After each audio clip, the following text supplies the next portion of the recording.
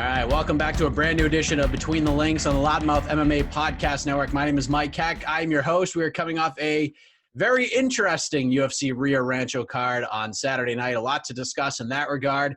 The UFC is heading to Auckland, New Zealand on Saturday, and Bellator has not one but two events this weekend. So this is a ton going on in the world of mixed martial arts. So let's introduce the panel and get right into this thing.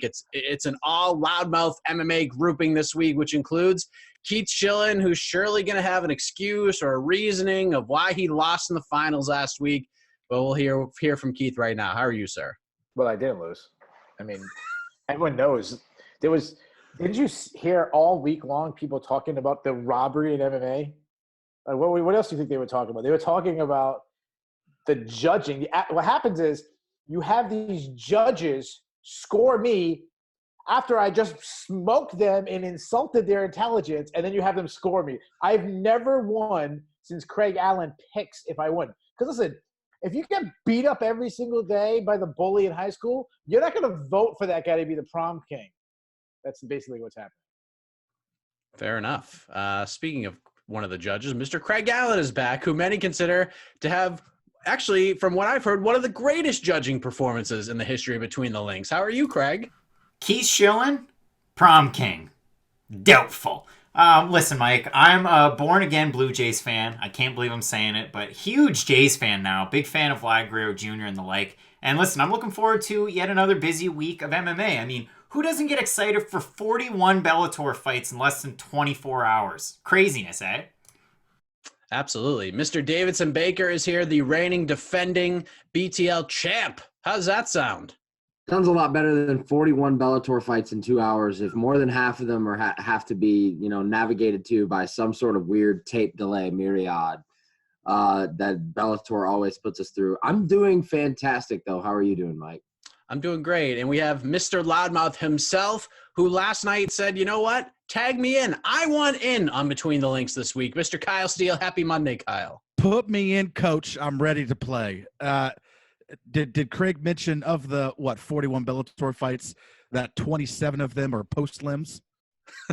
He did not. It's very possible, though. I love that we went from Davison saying, what was the word you said? Myriad or something like that to Myriad. Whatever the hell. I don't know what the hell that means. To Kyle, who spent 10 minutes talking about Corey Anderson's nipples this week. A diverse grouping as always here Between the Links, and we're going to get right into this thing. The rebuttal rule, as always, is in effect. So let's talk about the biggest talking point in MMA this week for the second consecutive week. It has to do with the UFC's light heavyweight division, which is kind of a shocker. Didn't think you'd see that in 2020, but alas, here we are. Let's talk about the status of the division right now, because last week, especially on this particular program, it was all about Jon Jones and Dominic Reyes, and was the fight scored correctly? Should there be a rematch? Is that the biggest fight the UFC can make at 205 pounds? And the list goes on and on. Well, my friends, on Saturday night, even though the talk was mostly about Corey Anderson heading into the Rio Rancho main event, Jan Blachowicz inserts his name into the conversation with an absolutely incredible performance. He finishes Corey Anderson in the first round, and might I add, he did it right in front of Jon Jones, the champion, who was sitting in the crowd right down the street from where he lives. So, Craig Allen, we're going to start with you. What is the fight to make next for the light heavyweight title? Is it Jon Jones versus Dominic Reyes 2, or is it Jon Jones versus Jan Blachowicz, and why? Yeah, Mike, I'm going to sing you one of my favorite songs. It's going to be a bit of a Canadian theme here this week. So if you're sitting in your car, don't pull your phone out and look up the lyrics, but I'm going to read the first line, and I want to see if the Between the Links panel can guess this song. The cloud is moving nearer still. Aurora Borealis comes in view. Aurora comes in view. That song is by Flock of Seagulls. I ran so far away. I ran all night and day. I couldn't get away. If you're Jon Jones, run away from Dominic Reyes. You don't want that fight again. We don't need to see a rematch anytime soon. You want the fight against Jan Blachowicz. It's a better chance for you to win, retain the title at 205. We don't want to see him at 265. Run away from Dominic Reyes. The fans want Reyes. Everybody else wants Reyes. But if you're Jon Jones, run away from that fight. You want Jan Blachowicz. Davidson, what do you think? I think if it were up to Jon Jones, ultimately, everything Craig just said is a fantastic idea. However, ultimately, it's not up to Dominic Reyes and Jon Jones in particular. it is more so up to the UFC brass when it comes to these types of situations, as we've seen time and time again. And for me, it's Reyes. And what have people been saying all this time in accordance to John Jones? There's no one left at 205 for John. It's time for John to move to heavyweight. There's no competition left for John at light heavyweight. And we finally have John mention someone in the same breath as DC and Gustafsson himself, at which he did do himself. And now everyone else wants John to run away from that. And I just am in the side of things where I just don't particularly understand it. I think you keep the same energy. Don't tread away from this, UFC. Don't do it. It's the rematch for me. Kyle, Jan Blachowicz did what he needed to do on Saturday. And kind of like both these guys mentioned, and one thing that I've heard a lot in regards to John Jones from managers and coaches is that John Jones just takes whatever the UFC says and he runs with it. So in your opinion, was Jan Blachowicz' performance enough to jump Dominic Reyes in the potential rematch? 100%. In a traditional view of the way the division is supposed to work, whoever the next one up is supposed to get the fight. John Jones beat Dominic Reyes. Whatever our opinions are of how the fight should have gone, it's irrelevant. He has a W in the win column, and the fight was close enough to you really can't argue it. So looking at a traditional view of the way the UFC is supposed to work, yeah, Jan Blachowicz did absolutely everything he needed to do. He needed to come out there and super impress. What did he do? I'm not going to talk about Corey Anderson's nipples, but they were laying on the ground at the end of that fight, and it was pretty quick. So he did what he needed to do, and that's really all that matters. Now, this isn't a traditional division. John Jones is not a traditional fighter. So my answer is neither of them. He should not fight either of them next, as far as that being those two people's next fight. John Jones' next fight could be against one of them, sure. But for me, I say put them against each other. Let's make it interesting. Put them against each other. You can't look at Jan Blachowicz' record and go, okay, he deserves to fight John Jones. Get out of here. Like, really, no one should be fighting John Jones. You really shouldn't be in 205 anymore, but if he's going to stay at 205, let's have those two guys fight each other, really stake a claim, and the build-up to that fight would be fantastic because we know what's next for one of them. So I think they should fight each other. Keith, we have three completely different paths here. What is your path? Where does that lead? Well, first of all, I'm going to go to Craig. So Craig knows I won so bad last week that he actually stole my exact answer from last week, even to the words that I said when I was the one saying for John Jones to run away from Dominic. I was saying those exact words, to run away. Anyways, Jan Blachowicz should get the fight. 2 weeks ago, before UFC 247, we were saying exactly what Kyle said, that I wasn't saying, but everyone else was, that Reyes shouldn't get the fight, that it wouldn't sell, and that he's not a real contender. Now people are dying for the rematch. If you want a rematch, you want to say who really deserves a rematch? Technically, it should be Thiago Santos. Because according to the judges, Thiago Santos did better. He lost a split decision, not like Dominic Reyes, who lost a unanimous decision. Anyways, I scored it for Reyes. I'm okay with they do that. But Kyle saying that Blachowicz doesn't deserve the shot. We gave Dominic Reyes the shot when he beat a middleweight who was unranked and lost 4 out of his last 5 fights. Blachowicz beat a true light heavyweight, a guy that was ranked in the top 5, won 4 fights in a row, and he starched him in the first round. 10 seconds. And then Kyle saying, oh, no one deserves a shot. No one. That's what you were saying about Dominic Reyes. And for a week, I heard you talking about Dominic Reyes should have won. So what is it? Does he not deserve a shot? Or they actually have a shot of winning, as a majority of people said Reyes won? Anyways, it's time. You got a whole country of Poland that can back Blachowicz. It's his time. Give him the shot. Craig put in the rebuttal after Davidson's third word in his response. So go ahead, sir. Yeah, so, I mean, Keith kind of stole my thunder there, because I was going to get hot at Kyle all of a sudden. Kyle, what are you talking about? Jan Blachowicz is 7-1 in his last 8 fights. His one loss is to Santos, who looked great in the title fight. You have Jan Blachowicz fight John Jones. You have Dominic Reyes fight Thiago Santos. That fight sells easily, and then that guy inserts himself into the title picture.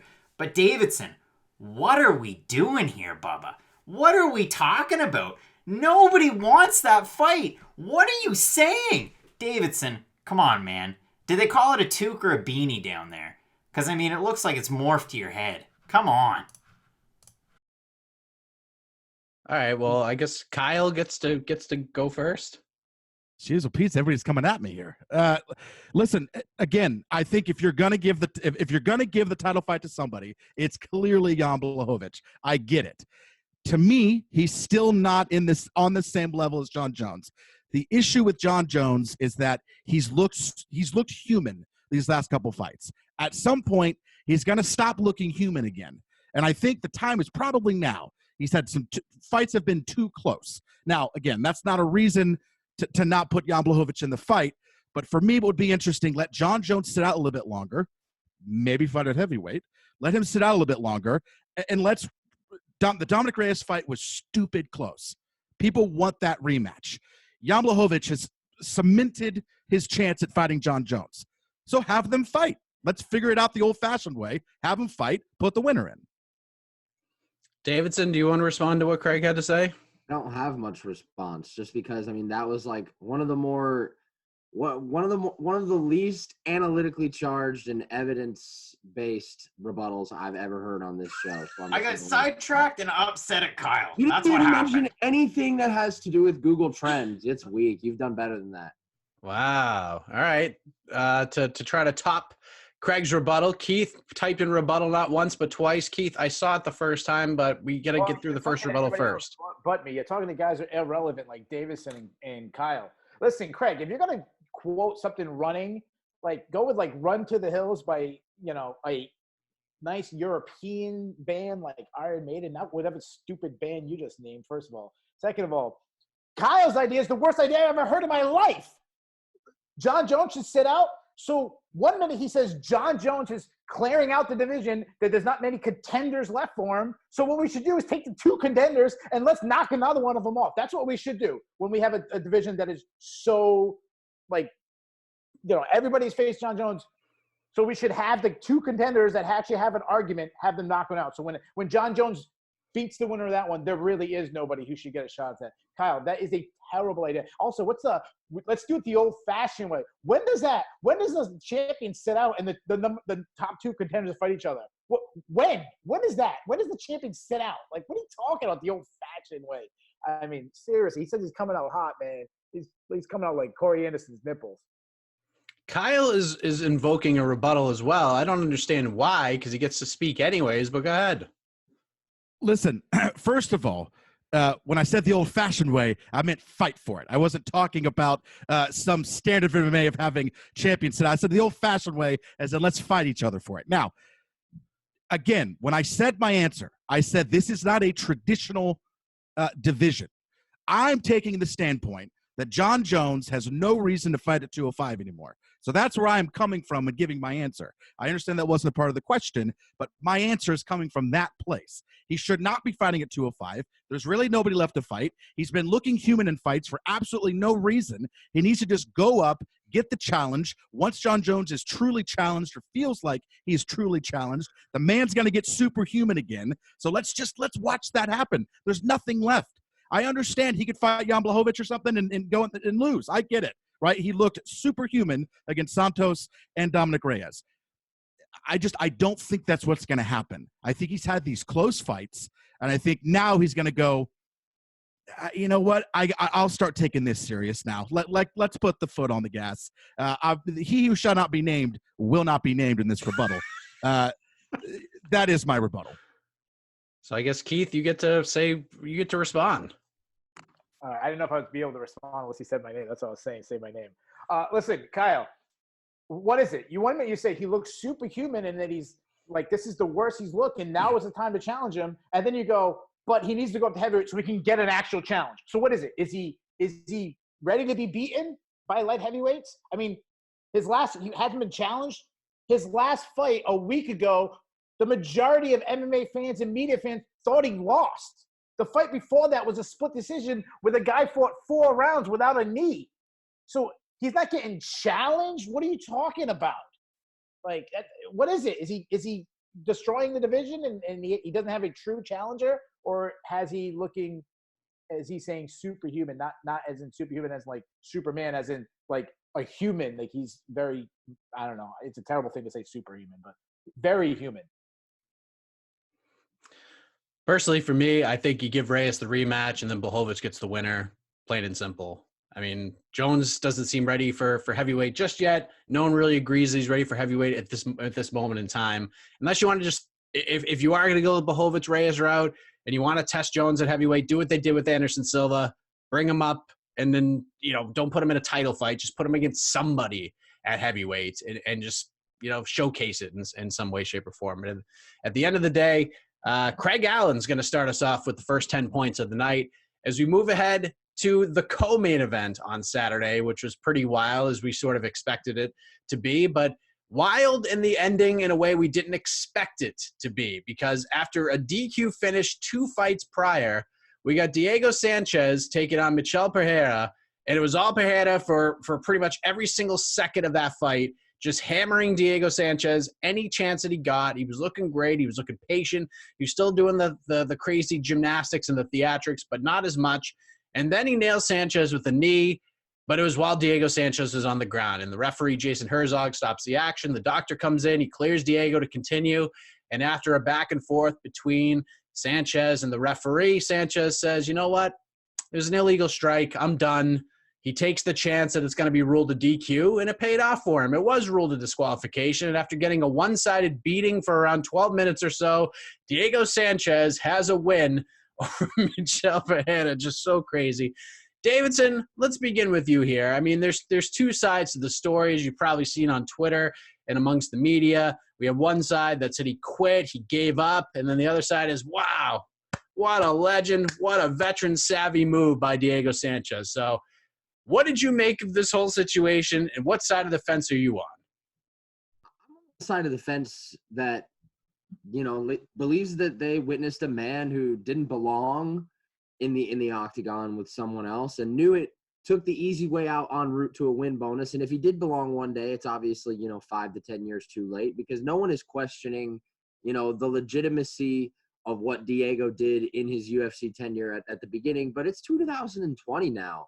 And I think it's a little strange, but everybody knows that the only encapsulation of time throughout that entire bout that really made any sense was when he did give up. And it made sense because Diego probably understood that he was trapped in those circumstances inside that octagon with a man that he could not defeat. And so what is the only way to get out of there and keep your win bonus? It's to take the easy way out when the situation does arise. And that's what I think, unfortunately, happened on Saturday. Is the UFC going to be happy about it? I mean, really, who knows? Because it's just more so a bad look for the brand than anything else, especially coming from a guy that has done so many things in the sport for so long. But that's exactly what it is. Dana says it a lot. It's a young man's game, and we saw that on Saturday night when Diego Sanchez took the easy way out. Kyle, what do you think? Yeah, the MMA community's applauding of it being a veteran move is one of the weirdest things I've seen. I don't understand how it's a veteran move. I mean, no one's that stupid to not understand what's at stake here. You're losing a fight, clearly. You have a way out, so you take it. That's not a veteran move. That any human could do that. A lot of fighters don't do that. We saw that with Anthony Smith and John Jones, right? I think Stefan Struve was involved in one of those situations. It's not that they didn't know that they could do it or they somehow weren't veterans and that's why they didn't do it. They made the decision not to do it and to continue going. So I have no problem with him taking the DQ. He got a legally kneed. That's what it is. We'd set the precedent earlier. An illegal knee ends in disqualification. The precedent's set. It's a DQ. If anything, they shouldn't have given him the option. They should have just made it a DQ and called it a day. But that they asked him a very specific question. They didn't say, do you want to continue fighting? They said, can you continue fighting? And his answer was no, even though he was cleared and he clearly could continue fighting. That's why it's quitting. That's why he's getting the backlash. It's cool he took the DQ. No problem. I understand it. But the way he did it was terrible, and he should be ashamed. Keith, what did you make of all this? Because, personally, take the win and the money, don't get killed in there. I'm cool with that. But if this were 2-3 years ago, I have a hard time believing Diego would have taken a DQ win against anybody, no matter how bad he was getting beat up in a fight. But to each his own, what did you make of the ending of the co-main event? Well, first of all, I want to say I'm very honored that my answer on John Jones got the 10 points 2 weeks in a row. I think that might be a history. And I think it was great that you started the question about Diego Sanchez with Davison, because nobody rambles without a point like Davison and Diego Sanchez. Listen, Kyle's off on this. Nobody knows how badly hurt Diego Sanchez was but Diego Sanchez. Now, it doesn't look good that he was questioning the ref, that he was asking to talk to coaches. He kept mentioning illegal knees. But the thing that I'm worried about is if we keep questioning guys saying, oh, he quit, because, yeah, there's a part of the community that's taking sides with Diego saying, veteran move. The other part is saying he's quit. You know what's going to happen? There's going to be another fighter, maybe this weekend, who gets kneed in the head, and he goes, and he's really hurt, and he shouldn't continue. And they ask him the same question. He goes, well, if the MMA community would turn against a fan favorite, a legend like Diego Sanchez, what would they do with insert low-level UFC talent? And then he continues, and he gets seriously hurt. Listen, we shouldn't be questioning these guys whether they can continue on. It's just wrong, and this is a sport where people get seriously hurt. It's not a good thing. Now, other thing, I got to go after Kyle again. Kyle said this is one of the weirdest things that he's seen in MMA. 10 seconds. Is it weirder than Craig Allen starting by singing a song, then rebutting and admitting that his rebuttal was absolutely terrible in his own words, and then getting 10 points? Is it weirder than that, Kyle? I didn't really hear that from Craig at all, honestly. And Craig, what would you like to say about this whole situation after just an incredible start to the game thus far? Thanks, Mike. Thanks so much. You're such a gracious host. Listen, as far as this is all concerned, if this was 7 or 8 years ago, Diego Sanchez probably would have continued on. But they made an important point in the broadcast before the fight started.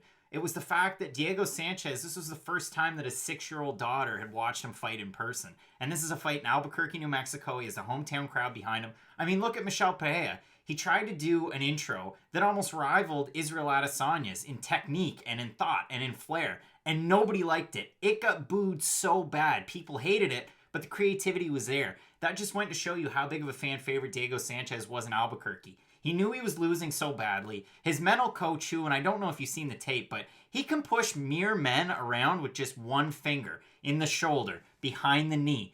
This mentalist is one of the best coaches I've ever seen because he's coached Diego Sanchez to multiple wins. Diego Sanchez is 3-1 in the last 2 years. His one loss to Michael Chiesa. He's better than most UFC welterweights on the roster. And can I blame Diego Sanchez for being at this point in his career and taking the win on the DQ? No, I can't. I understand what he's doing. And what Michel Pereira did was wrong. It was illegal. Back to Mike. That was it. Great answer, Craig. Tremendous answer. I'll take the 10 points. Keith's actually going to get the 10 points this time. And to respond to Keith, you literally said Keith stole my thunder with his response. We're talking about like the second and third rebuttal, Keith. We're not talking about your actual answer to the question. No, it was his first rebuttal. Yeah, it was the first rebuttal. And then he literally stole my answer from a week ago. Look at, go back. Brilliant strategy. Brilliant strategy. Last week's, listen to my answer, and then realize that he stole it. At least if you're going to steal it, at least quote me. Brilliant strategy. Listen, Craig, veteran move. Veteran move. Absolutely. Veteran savvy move right there. Craig has been paying attention to how the points work in this show. As we move ahead to the next question, we're going to wrap things up with Rio Rancho because we had some good fights. We had some interesting endings like we talked about. We had some great storylines, and we had some history made as well. But we also had some stocks that rose on Saturday night. So, Kyle Steele, we'll begin with you. Outside of the main event and Jan Blachowicz' impressive win over Corey Anderson, which fighter stock rose the most on Saturday night at UFC Rio Rancho, in your opinion, and why? Oh, boy. I'm going to go with my boy Merab here. He's cementing himself, and I'm not going to try to say his last name, so just FYI. It's not going to happen. I'm going to go with my boy Merab here with the nightmare of a last name. I don't think – I guess I shouldn't assume, but I assume most of us don't really consider that loss to Ricky Simon to truly be a loss, right? He's continuing to cement himself as an incredibly fun fighter in a division that I think is going to really need some star power here, and we really need some names to keep moving up to keep this division, because the division's decently interesting right now, and I think it's going to continue to be that way with guys like this, kind of moving the way up. He hasn't fought anybody super big yet, so he needs to keep going, but his fights are super fun. He's clearly extremely talented. We're now seeing that on display, so I would say him. The only other answer I was going to go with is Daniel Rodriguez, and I'll just give the reason why I'm not I'm 10 not seconds. going to go. I'll give the anti-answer. To me, there is no stock to raise. It's like he bought stock, and now we need to see what else he can do. It's not really raising. It's just he has stock. He downloaded the Robinhood app, and now he's got some stock. Keith? Well, I agree with Kyle, especially with the Merabab win. I mean, his win over Ricky Simon. I mean, is that the guy who plays with Garfunkel, or is it? Oh, you mean Ricky Simone? Because that was such a big win. Who's Merabab? Yeah, whatever his name is. Yeah, listen, Yeah, good job, Keith. listen. What's his name? That guy, Merab. Yeah, he beat Marab. All right, yeah. Great. The guy beat a flyweight at bantamweight. Great job. Listen, I'll go with Roland Paiva. That was the best one. This guy's 24 years old. He's in a division that's so shallow that 2 or 3 wins, you could be in a title fight. You don't agree with me? Look at Davison Figueiredo. He's on a 2-fight winning streak. He's fighting for the title in 2 weeks. Listen, this guy's knocking guys out at flyweight. That doesn't happen in that division. The dude could be 3-0 in the UFC. His fight against Kai Kara France, it was a bad decision. MMA decisions had 12-7 for him. He lost to Hajira Bunton in his last fight. He was winning that fight and he lost by a cut. And this guy could be 3-0 in the UFC. You turn those 10 seconds. This guy would be 21-1 at 24 years old. Craig, what do you think? And was the stock that rose the most yours after a brilliant string of 2-minute picks? I went 7-6. The people didn't hate on me like they normally do.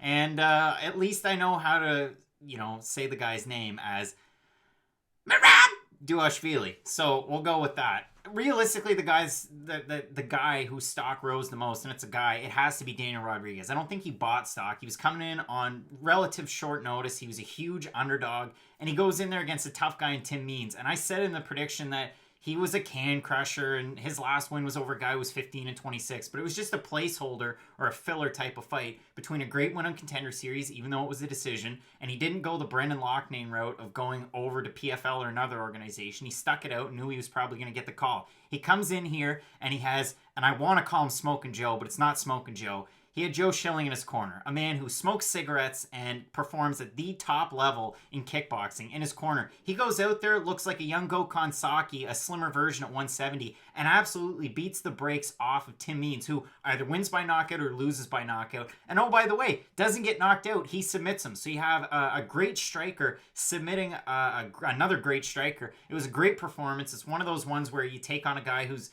in the 25-15 range next, and really boosted his stock. And he's a guy that nobody really knew of before this event. So all of a sudden he steals the thunder, and he gained the most this weekend. Davidson? Prompted to say something from somebody, and my guy who had his stock raise the most of anybody beat another man who's got 3 wins in his last 10 appearances. That's right. Daniel Rodriguez defeating the ever so difficult to topple Tim Means gets the job done. And I don't know why Keith is reacting so negatively here, because this is a guy now 11-1. He's a 10th Planet Jiu-Jitsu guy, and yes, coming off of a victory against a guy that was 15-26 in his last. But that's what you expect, especially in between a Contender Series bout, especially in between a bout that he thought he could have been signed off of. And now you find yourself beating a recognizable name in Tim Means. Everybody knows the nickname, the Dirty Bird, a guy that has been an all-action fighter in the welterweight division for quite some time, and a guy that he looked knocked out at the end of that first round. At the end of the day, Daniel Rodriguez, for me, a really impressive performance, and I don't know, it's a performance that stood out amongst a lot of others on a card that didn't really have a whole lot. Just because you guys all hate each other right now, Kyle, go ahead. Thank you so much. Listen, I really love talking about Tim Means and Dan Rodriguez because their names are very easy to say. So if we want to keep this whole podcast just talking about them, that'd be great. Again, he was a big underdog against Tim Means. I get it. Understand it. Let's not forget who Tim Means is. Let's not forget how he looks from time to time. And this could have very well been from time to time. So let's now go to Dan Rodriguez is here. The reason why I say he bought into stock is because how can your stock raise when you are making your debut. It's your debut. Like every fighter, whether they're an LFA or if you get the call up to the UFC, even if you lose, your stock rose. You're now in the UFC and you were just on a Titan FC or LFA card. So if you win, I guess your stock always rises. Now, I just don't consider this to be a big win. So maybe I get he was a big underdog, but like I just don't consider this to be a big win. He looked really good, but can we actually see him fight? Listen, if he wins this next fight and does so decisively, I'll talk about his stock being rose. But he just made his debut. Let's wait. He bought the stock. Let's see if it goes up or not. Kyle, did Mirko Krokop's stock rise after his first UFC win? I have no idea. No, the answer is no. So you're stop, Kyle. Let me help you out. Stop making these MMA rules because you're almost always wrong. Listen, this isn't a show where Fred is on where you can just talk out of your ass and no one's going to correct you. Like, this is the big leagues, brother. You got to step up, man. Yeah, you can't put yourself in a position like Davidson to start off your answer saying that Tim Means won 3 of 10 and then argue for Daniel Rodriguez's win to mean a lot. What was the disclaimer at the beginning of the answer, man? You got to give me a break here. You should walk around with a permanent disclaimer on your forehead that there's going to be dumb stuff coming out of your mouth all day. Yeah. Davidson, do you want to say something? Everyone else got to say something. Move on to the next question. Craig's gonna get 10 points again. How about that? That was a fun round. Craig stole it at the end with that last couple of comments. But we got the UFC heading back to Auckland, New Zealand on Saturday. A interesting card to say the least. But either way, no matter how you look at it, the main event is actually a really good one between Paul Felder and Dan Hooker, two guys at 155 who have looked really good as of late. And there's a few divisions where things are kind of log jammed and loaded up with contenders and names. And one of those divisions is 155 pounds. So Keith Schillen, what is at stake in your opinion in the main event between Paul Felder and Dan Hooker on Saturday? What comes with a win outside of just getting an extra check? Yeah, I mean, technically, maybe Felder pulls off this miracle. You know, he gets the win, and when I say miracle, he gets to get the McGregor fight because McGregor did call him out after McGregor's win. I still think that's not going to happen, but other than that, not much. I mean, do they move closer to a title fight? Sure, but they're still miles away. If you don't believe me, Hooker would be on a 3-fight winning streak if he wins. Felder would be on a 3-fight winning streak if he wins. Tony Ferguson, who's fighting for the title, he's on a 12-fight winning streak. This guy last lost 8 years ago. His last loss, and he's just getting the title shot now, his last loss was a year before women came into the UFC. His last loss, Henan Barrow and George St. Pierre were champions in the UFC. His last loss, Obama was in his first term as president. 10 seconds. So, yeah, no, it doesn't really do that much. I mean, the winner gets Donald Cerrone. The loser falls miles and miles further down the list. Does nothing. Craig, what do you think? Easy does it right here. The winner of this fight gets a guy who just pulled out of a grappling match with Gary Tonin. The winner of this fight gets Dustin Poirier. That's how it's going to work. The way that I see it is you've got Tony Ferguson taking on Khabib Nurmagomedov. The last time Tony Ferguson lost, Stephen Harper was Prime Minister in Canada. We're just going to throw that one out there. But realistically, it's going to be Justin Gaethje. He's going to be that placeholder. He's going to be the guy that, a silent bidder, if you will, to put it in Kyle's terms. He's going to be the guy that nobody knows is actually going to weigh in behind the scenes as a backup for that fight. And then that leaves you with Dustin Poirier. There's a lot of different options for Justin Gaethje, whether he pops in a fight with McGregor, whether he gets the winner of Ferguson or Magomedov, or he weighs in. And that leaves you with Dustin Poirier up near the top. I think it's less likely that McGregor pops down to 155 to take a fight that's not for the title. So for me, it's going to be either Hooker or it's going to be Paul Felder that takes on Dustin Poirier next. Baker, what do you think? I mean, like these guys mentioned, there's a lot going on at 55. We're still around 2 months away from Nurmagomedov versus Ferguson. We got the Conor McGregor factor looming all over multiple divisions right now. We still got lots of big names at 55. You know, what does the winner of Saturday night's main event, what do they get in your opinion between Felder and Hooker? A lot of true things said by the two men that just went before me, and mostly because you could definitely point towards Dustin Poirier being the light at the end of the tunnel here.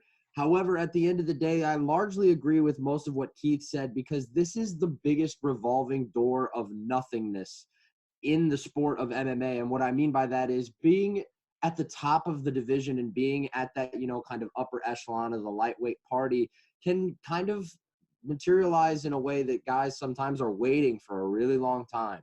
And guys are sitting around and trying to get what they deserve. And maybe that is what happens here in terms of a guy in Justin Gaethje who could deserve to fight for the title at any point. But Paul Felder and if Justin Gaethje is a placeholder, the winner of this fight could be placeholder number 2 right behind it, because who knows how long this revolving door is going to take. At the end of the day, I personally believe that this is the most stacked and talented division that maybe this sport has ever seen. You could argue welterweight 10 seconds as well. However, if that does come with a price of having to wait a little bit longer for what you feel like you deserve, that might be the classic case of what we get here with the winner between these two guys on Saturday. Kyle Steele. So I think the stakes here is that, this is a gatekeeper match. I mean, whoever loses this fight gets kind of relegated to that gatekeeper status. And I don't think that's a place where anybody really wants to be, because they're going to be facing people below them constantly. So even a win doesn't really push you up that much higher. And whoever wins here becomes kind of 1 to 2 fights away. Probably not 1, but, 2 fights away from a title shot. And all they got to do is just keep on winning, right? You win the next fight and you just work your way up. The guy who loses, I think, genuinely is going to drop down to a point of, you are now the gatekeeper. You are the guy that's now keeping people away from the top 5 or the top 7, 8, whatever it is. And I just don't think anybody wants to be in that position where you're constantly finding people below you. Oh, you guys suck.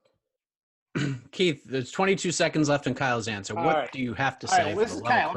You should say, go after Craig's answer. Craig is saying the winner is going to get Justin Gaethje. Gaethje. No, I didn't say that. You didn't say Justin Gaethje? No, he said they'd get Daniel Poirier. No, he said something about Justin. What did you say Daniel about Justin Poirier? My bad. Shut up. Okay, I misspoke. Hold on. What did you say about Justin Gaethje? Justin Gaethje is going to either get the winner of Nurmagomedov. He's going to get Conor McGregor, the winner of Nurmagomedov and Ferguson, and he's going to weigh in for that fight. All right, fair enough. That's it. That's all of that for that. Well, it wasn't my turn, so why am I pushing that? That's Kyle's answer. All right. It doesn't matter. They got to give Craig the answer anyways. They got to give him 10 points for a terrible answer anyways. That was a good answer, really. I'm actually giving Kyle the 10 points. So with that being said, unfortunately, we have to say goodbye to our good friend Davidson Baker after just an incredible performance last week. Davidson, anything else you want to say before we let you go, sir? Konnichiwa, my friends. Konnichiwa, indeed. Keith is not in a good mood, but we'll see how much longer he'll be lasting on this particular episode. But we have our final question of regulation. Like we mentioned at the top of the show, there's a lot going on this weekend in the world of mixed martial arts. We have the Auckland card, the great main event like we just talked about. We also have 2 Bellator cards. You got beautiful Thackerville, Oklahoma on Friday, and then Dublin on Saturday. So outside of the main event, Craig Allen, between Felder and Hooker, what is the best fight of the weekend between these 3 cards and why? Oh, boy. I'm muted because I'm trying to play around with the old video. That's what I'm trying to do. What's the best fight this weekend? It's actually a fight that's going to be on the prelims of Bellator Dublin. And if you want to find a fight that's really exciting and a couple of guys who have been there and done that and taken on really tough tests in the past, I'm not talking about the librarian Richard Keeley, who fought against Michael Venom Page in his last one. We all know how that one went. It's Ricky Bandejas and Franz Malambo. Franz Malambo is an SBG guy that's fought for titles before in Brave CF, and he's taken on Ricky Bandejas. Obviously, he has a win over James Gallagher, so the Dublin fans and the Irish fans are going to know who he is. And then you look at the body of work, the fights that he's had. He's fought some of the toughest competition in the division, and some might even say in the sport at 135. So it's a striker's paradise. It's a fight that you can get excited about. It's going to be taking place, late morning, early afternoon if you're watching over here in North America. It's a great fight, and even if you want to circle back and have a look at it, that's the play for me. There's so many good fights, but that's the one for me. Kyle? I was muted too. Geez, we're like we were Uber. It's been such a professional production. I'm just surprised we're having the issues now. Man, I'm going to go with the co-main. I'm going to go Jimmy Crute and Michelle, and I'm not going to be able to pronounce his last name, so I'm not even going to try. Chuck. Yep, what Craig said. I'm not even going to pretend. Again, this is a division where we need people. We need people, both coming off of a loss, but both were, I think, decently legitimate losses. Before that, I believe they hadn't lost yet. So this is the, or at least not in the UFC, these are the kind of fights we need in this division. So just the division is so dead with John up top. This is why I'm advocating in my original answer of why I really, really, really want to see John Jones move up to heavyweight. I want more intrigue. I want more interest. And we need to see some people come up, cream rise to the top here. So that is my answer for this one. Keith? All right, so let's go. So Craig's thing is go to the tape delayed matchup between the 8-4 guy versus the guy who's lost 2 out of his last 3. And then Kyle's answer is let's go with the guy who lost by Peruvian necktie to the guy who lost by Von Flue choke in the last fights. It's the main event of Bellator. Ed Ruth, Yaroslav Amosov. They have a combined record of 30-1. Ruth is 8-1. Amosov is 22-0. Ruth is 3-time NCAA Division I national champion, and he's 29, just entering his prime and his power. Amosov has the second best record in MMA. He's 26 years old. He's a 4-time combat sambo world champion. Habib, who has the best record in MMA, is only a 2-time. When Habib was 26, do you know what his record was? 22-0. The same record as Amosov. This is a no-brainer, the best matchup. Not Peruvian necktie and Von Flue choke guy and Craig's prelim, post-fight limb, or what the hell on tape delay.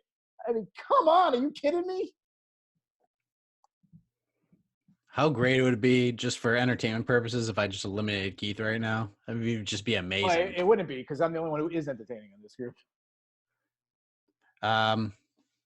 Kyle is going to stick around and be the judge, which we appreciate very much. So thank you very much, Kyle. It was a good. I'm glad you jumped in. You got a lot off your chest, which we appreciate. So we got Craig versus Keith in the finals. Before we get to the final question, which will be a fun one, no one's doing MMA podcasting like the Loudmouth MMA Podcast Network. From preview shows to shows like this, recap shows, debate shows, panel shows. Our executive producer just doing shows to hear himself talk as much as possible. Any show with Fred Kirby is always a must listen. I mean, there's just so much going on with the Loudmouth MMA Podcast Network. So subscribe, leave your reviews, leave your kind words or some bad words if you want, wherever you find your podcast. And of course, on the Loudmouth MMA YouTube page, Keith with the highest rated show crap.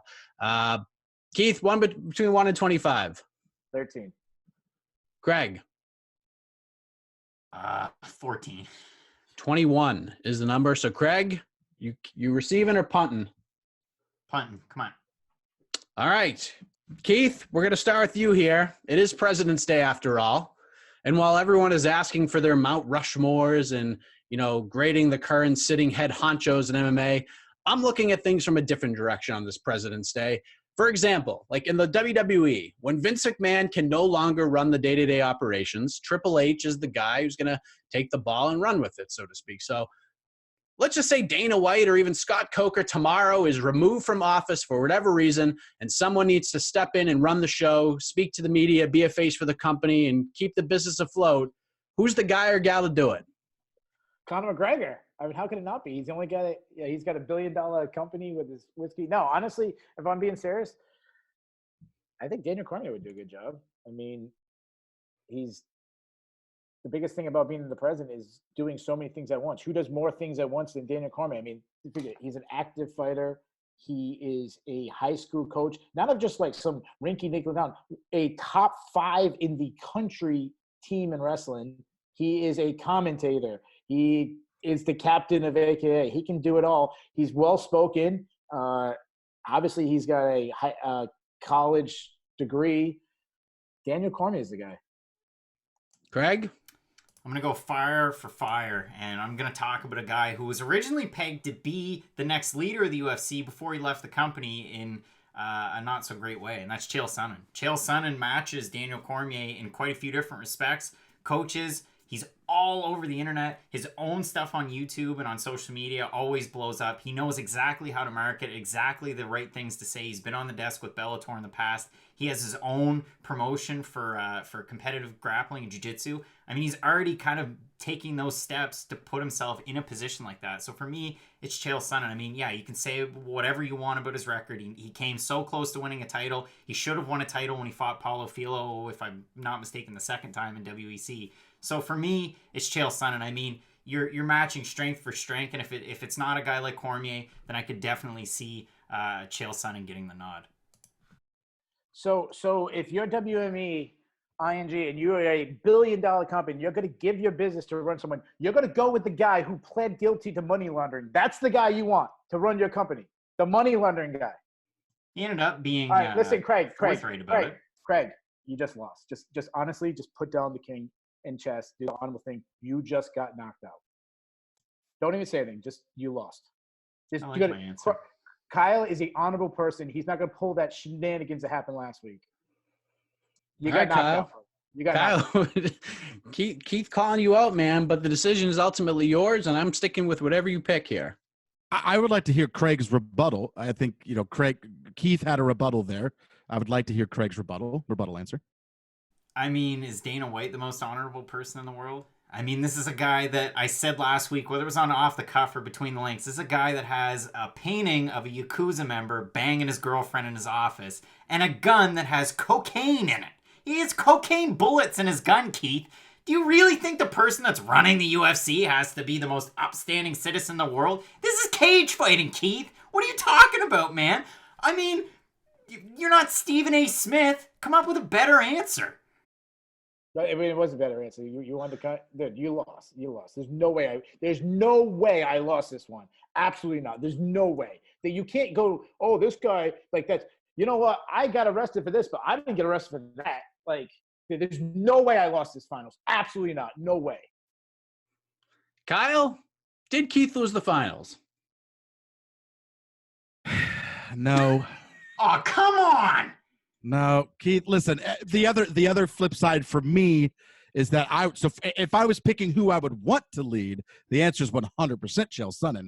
The issue for me is I was looking at it from which is more feasible. And Chael Sonnen, considering the history of the UFC and considering his heavy involvement with Bellator, I just find that the more likely option and the more realistic option would be Daniel Cormier. Kyle, I like that as well. He works on the ESPN broadcast and covers the UFC. What are you talking about? So does Daniel Cormier.